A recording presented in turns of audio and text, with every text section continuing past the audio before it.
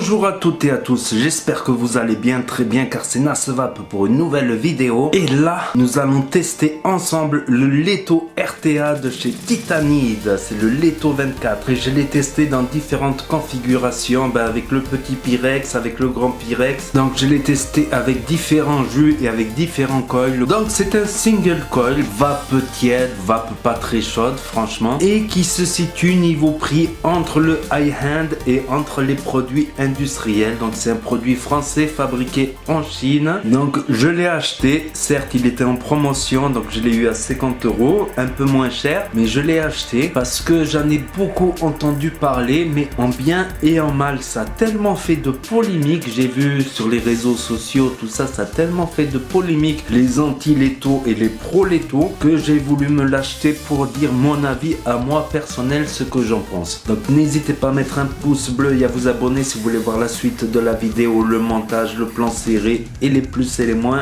Merci. Voici le Leto RTA 24 mm single coil de Titanide, dessiné en France et fabriqué en Chine. Donc à l'intérieur là il y a tout ce que contient le packaging, l'atomiseur, un Pyrex de rechange, une cloche avec cheminée bien plus grande pour passer en 3 ml et en 4 ml si on achète une bubble qui est à peu près à 6 €, un coil, des joints de rechange, des vis de rechange et des ressorts pour les plots, un adaptateur grip type 510 et aussi un petit tournevis métallique, pas de notice d'utilisation. Le voici, le voilà avec une petite gravure T ici. Donc il fait 24 mm, donc le pin 510 est plaqué or ainsi que le plateau, et tout le corps de l'atomiseur est fait en acier inoxydable polymirror. D'ailleurs je trouve que c'est un acier très beau, c'est pour ça que je l'ai pris en acier, pas en noir. Donc nous avons un drip type de type 810, donc le joint il est à l'intérieur ici. Donc nous pouvons voir ici qu'il y a des petites entailles sur le top cap pour faciliter le dévissage. Et le dévissage qui est assez ferme, surtout au début, parce que je pense que c'est à cause de ce joint là qui est basé après les pas de vis. Vous voyez les pas de vis et le joint en dessous. Là on passe aux airflow qui sont difficiles à faire tourner, donc on a l'option, on peut choisir un airflow, donc on peut mettre aussi voilà les 3/4 ou pleine balle si on veut quelque chose de beaucoup plus aérien. Pour le dévisser nous allons tourner comme ceci, les pas de vis ne m'ont pas l'air mauvais du tout. Pour enlever le Pyrex, il faut appuyer comme ceci et ça s'enlève. Il y a un joint ici pour le Pyrex, c'est aucune difficulté à enlever le Pyrex, et il y a un joint aussi d'isolation ici. Là nous avons la cloche et là nous avons cette seconde cloche et vous pouvez voir qu'elle est un peu plus haute pour avoir une meilleure capacité. Je crains que cette cheminée un peu plus longue soit moins bonne pour les saveurs, donc je vais commencer avec le petit Pyrex d'abord. Donc à l'intérieur ce n'est pas un dôme arrondi, mais j'ai l'impression que c'est légèrement voûté. Voilà, on peut voir ce que je veux dire ici, vous voyez ça remonte un petit peu, mais ce n'est pas un dôme arrondi. Et là nous pouvons voir ce plateau qui est plaqué or, donc ici le pôle positif qui est entouré d'un pic ici, et là tout le reste le pôle négatif. Donc les cotons viendront ici et là. Donc quand je regarde les postes, ça me fait penser au poste du Serpent RDTA, c'est pratiquement le même principe, sauf que là ils sont remontés sur ressort, donc c'est bien plus pratique. On trouve aussi un grand airflow, donc on va mettre le coil fourni avec, qui m'a l'air d'être un Fuse Clapton, donc rien de plus facile pour le positionner, donc on peut le mettre dans ce sens. Donc je le maintiens bien centré au milieu avant de revisser, donc rien de compliqué pour le montage.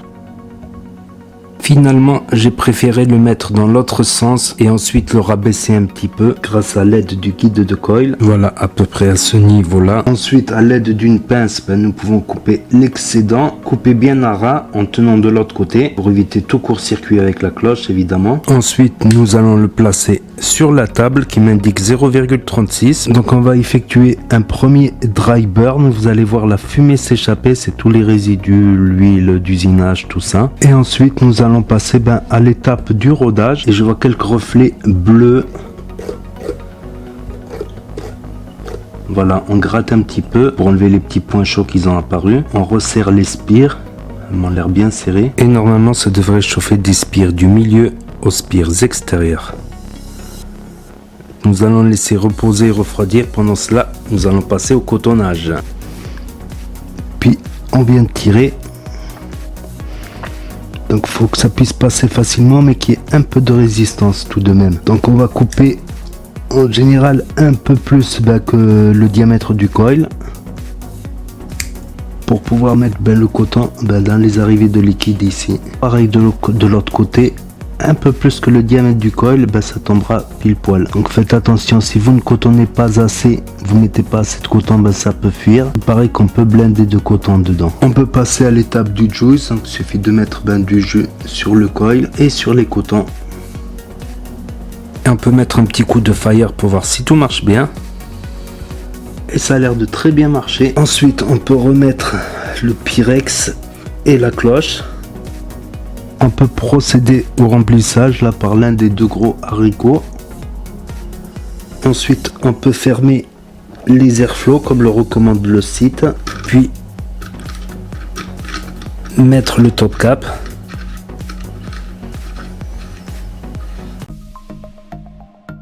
Donc le voici, le voilà tout prêt monté. Je suis en NI80 triple âme. J'ai mis le coil fourni de côté, il est pas mauvais franchement. Voilà, le coil d'origine me semble avoir une vape un peu plus froide qu'en NI80. Ça vape bien, là je suis à 50 watts pour une valeur de résistance à 0,36.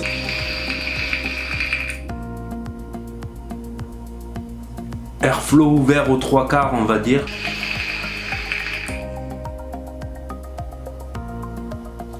Donc ça marche, les saveurs sont pas trop mal.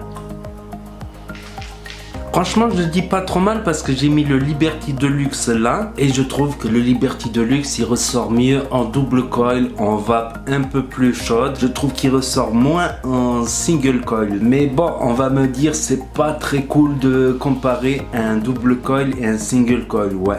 Ouais, forcément un single coil c'est fait pour être un single coil, donc c'est fait pour une vape tiède. Mais on va dire que en single coil il se débrouille pas mal pour des liquides type fruité ou gourmand pastel ou gourmand fruité on va dire. Mais des gros gourmands style cacahuète, tout ça, je les préfère maintenant en double coil. C'est mes goûts personnels maintenant qu'ils ont évolué quoi franchement. Avant j'étais que single coil, maintenant je préfère les double coil sur pas mal de choses. Ça ne rivalisera pas par exemple avec un dripper, ça c'est sûr et certain. Vous prenez un dripper single coil, la vape elle sera plus chaude, je trouve les saveurs elles ressortent mieux. Mais on va dire que dans les single coil il est pas mal en saveur. Voilà, c'est un truc aérien quoi, c'est pas un truc où on peut faire du MTL, le 24 mm du moins. Moi je le vois direct là, mon Liberty Deluxe. Donc on va passer au point positif, au point négatif maintenant. Donc voilà, la qualité des matériaux, il look high-end quoi. Le plateau et le pin 510 sont plaqués or, donc ça ne s'oxydera pas, le reste en acier. Voilà, selon le Pyrex et la cheminée, on a l'option en 2 ml, 3 ml, 4 ml avec la bubble. Ça fait tête de Playmobil. D'habitude je préfère les bubbles, mais celui-là je préfère avec le Pyrex droit quoi, qu'avec tête de Playmobil ça le fait pas mal quoi. Mais avec le Pyrex droit je trouve ça look très high-end quoi. Ensuite les saveurs elles sont pas mal, mais pour du gourmand pastel, du gourmand crémeux léger, pour du fruité excellent ou du gourmand fruité. Donc j'ai essayé des gourmands fruités, ça ressort très bien, le côté fruité il ressort très bien. Donc là maintenant on va passer sur les points négatifs. Donc le premier point négatif que j'ai constaté, quand je le dévisse je trouve que le pas de vis il est super. Voilà, pour se dévisser il se dévisse très bien, mais dès que je veux le visser je sens que ça crunch un petit peu. Enfin, les premiers pas de vis et après ça va comme du beurre quoi. Le premier pas de vis il est dur à trouver, ça crunch un petit peu, vous savez, ça fait la chair de poule comme quand on fait une craie sur le tableau quoi. Je suis pas le seul à avoir constaté ce petit défaut, mais il semblerait que c'est lié au batch numéro 2 et que le batch numéro 1, le pas de vis était beaucoup mieux, que ça c'est faute à pas de chance quoi. Mais pour quelque chose qui est considéré semi-high-end, ça fait bizarre quand même, ce petit pas de vis qui crunch au premier pas de vis. Il y a aussi, si on serre trop la base, elle est vachement difficile à dévisser. J'ai galéré, j'ai essayé avec une serviette, avec des vape bands, avec des gants de cuisine. Ne pas trop serrer la base avec la cloche quoi. Et aussi des fois au début ça m'arrivait, quand je dévissais le top cap, je dévissais le plateau en fait, je dévissais tout en même temps. Je fais plus attention attention, je tiens bien le Pyrex et je tourne que le top cap. Comme j'ai dit, c'est fabriqué en Chine, donc dans un truc industriel, même s'il y a des bons matériaux dessus, ça se voit que la qualité des matériaux, elle est présente, ça brille très bien. Il me semble que c'est leur mode à titanite qui sont fabriqués en France, quoi, qui sont type high-end fabriqués en France. Donc voilà, comme j'ai dit, pour quelque chose qui entre du high-end et du industriel, pour moi ça me dérange ce petit pas de vis qui crunch, quoi, franchement. Mais bon, je vais faire avec, je vais faire avec, quoi. Ça le fait avec la petite cloche, la petite cheminée et la grande cloche. Tiens, d'ailleurs, ça me rappelle que je trouve que les saveurs sont un petit peu meilleures avec la petite cloche en 2 ml, parce que sûrement la cheminée elle est plus courte, donc c'est plus proche de la bouche. Voilà, il y a moins de distance de la vape une fois qu'elle est vaporisée entre la bouche et le plateau de vaporisation. Donc le Pyrex serait très fragile selon tous les retours que j'ai vus un peu partout, à peu près tout le monde est unanime là-dessus. Donc je vais mettre le Pyrex en 2 ml et je vais le taper un peu pour voir si ça casse. Non mais vous y avez cru. J'ai pas envie de casser le Pyrex. Mais sachez-le, quoi, que les retours sont unanimes là-dessus, que c'est des Pyrex fragiles. Et le Pyrex Bubble, je l'ai mis, franchement, quand je l'ai monté, quand on vise pas la cloche sur le plateau, je trouve qu'il y a un peu de jeu malgré le joint. Ils auraient dû prévoir un joint plus gros pour le Pyrex Bubble. C'est un Pyrex vraiment fait par titanite. Il y a un petit jeu, mais une fois qu'on le revisse, non, ça va, il n'y a pas de jeu, ça coule pas ni rien, ça passe. Puis aussi les sointements, les petites fuites, on a souvent des petites gouttes dans les airflows, quoi. Donc et souvent quand on dévisse tout l'atomiseur, on retrouve souvent la base humide en dessous.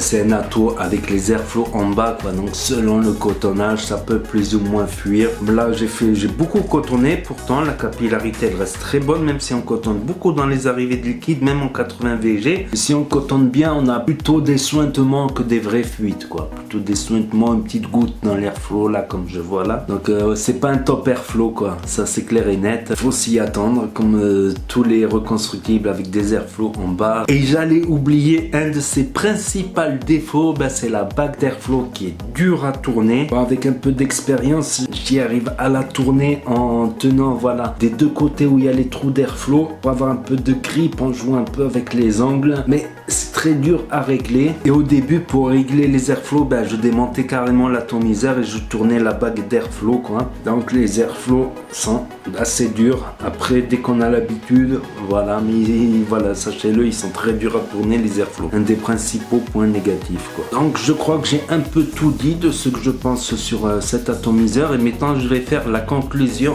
finale. Donc, comme je vous avais dit dans les différents réseaux sociaux, t'avais les anti-létaux et t'avais les pro-létaux. Donc les anti-létaux, ils étaient vraiment énervés. Et les pro-létaux, c'était le meilleur ato du monde. Donc moi, comme je vous ai dit, je suis entre les deux, quoi. Je suis ni pro-létaux ni anti-létaux, quoi. Je trouve que pour un single coil, il se défend très bien, que ce soit en saveur, tout ça. Certes, ça sera pas un double coil. Moi, je dis, c'est fait pour ce que c'est être fait, un single coil, plutôt pour du fruité, du gourmand léger, du gourmand pastel. Par contre, un Liberty Deluxe, je le préférerais en double coil, quoi. Voilà, ou en dripper single ou en dripper double coil. Donc ça sera jamais au-dessus d'un dripper single coil avec un bon coil, donc ça c'est sûr et certain. Mais on va dire que dans les single coil, voilà, pour moi il fait partie des tops aux côtés des Zeus RTA single, des Amit 25, un peu au-dessus du SMM, c'est discutable, quoi. C'est discutable, mais il est un peu plus cher que ces produits industriels, mais d'un autre côté il look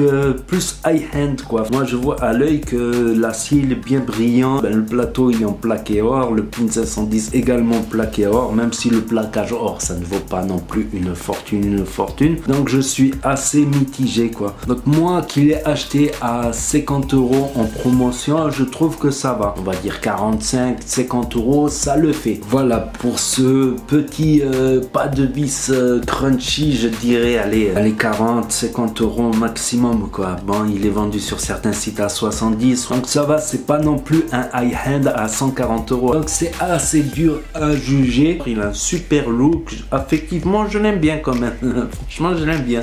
Voilà, pour un petit flan de queso, ça passe bien. Franchement, malgré ses petits défauts, j'aime bien sa petite gravure titanide, le fait que c'est un truc FR en plus. Après, si vous n'avez pas les moyens de payer 70 € pour un atom, ben, vous pouvez très bien vous en sortir entre 20, 25, 30 €. Un petit RTA single coil industriel, type Amit 25, Zeus RTA, que j'ai bien aimé franchement. Il y a le Kylin là que je vais tester bientôt en single coil aussi. Même le Dead Rabbit RTA, je l'ai testé en single coil. Je trouve qu'il passe très bien en single coil, peut-être un petit peu en dessous du Zeus RTA avec un beau coil. Mais pour la revue, le Dead Rabbit RTA, je le ferai en double coil quoi. Donc n'hésitez pas à vous abonner si vous voulez suivre mes prochaines vidéos et à cliquer sur la cloche. N'oubliez pas les pouces bleus, les pouces bleus, les pouces bleus, les pouces bleus, sinon vous allez avoir un dry hit fatalement. N'hésitez pas à commenter, j'y répondrai, à partager la vidéo à vos collègues qui sont intéressés par différents points de vue sur ce fameux Leto RTA 24. Et je vous dis à très bientôt les amis les potos pour de nouvelles vidéos, revues et tutos. C'était Nasvap pour vous servir. Et vous savez très bien que si le courant passe,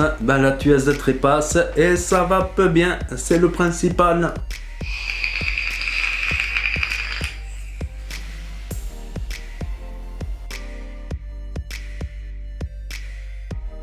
Donc il a été désigné en France, ou un demi, mais ce n'est je crains que cette cheminée un peu plus longue ben diminue un peu.